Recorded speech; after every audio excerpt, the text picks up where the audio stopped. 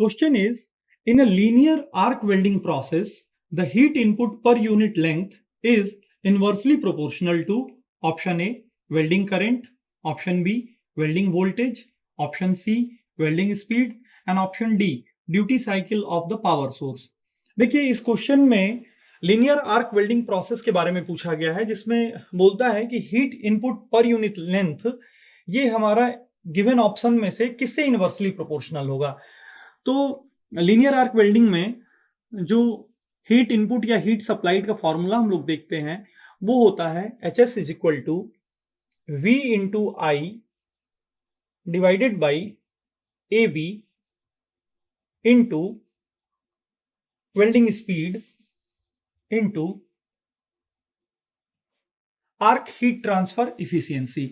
यहां पे HS है हमारा हीट सप्लाइड, V है वोल्टेज, I है करंट, AB है वेल्ड बिड एरिया और V है welding speed.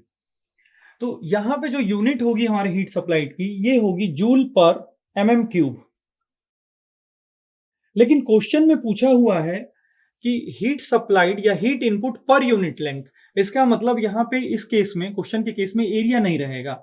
HS is equal to VI voltage into current divided by welding speed into arc heat transfer efficiency. अब इसकी unit हो जाएगी हमारी जूल पर मिलीमीटर, क्योंकि एरिया हमने यहां से वेल्ड बिड एरिया हमने यहां से रिमूव कर दिया। तो यहां पे अगर हम लोग ध्यान से देखें तो जो heat input per unit length है डायरेक्टली प्रोपोर्शनल है वोल्टेज के, वेल्डिंग वोल्टेज के, डायरेक्टली प्रोपोर्शनल है वेल्डिंग करंट के और डायरेक्टली प्रोपोर्शनल है आर्क हीट ट्रांसफर इफिशियंसी के। लेकिन इनवर्सली प्रोपोर्शनल है ये HS जो है हमारा, ये इनवर्सली प्रोपोर्शनल किसके है, वेल्डिंग स्पीड के। तो यहां पे हमारा ऑप्शन सी करेक्ट आंसर हो जाएगा। तो HS is inversely proportional to welding speed.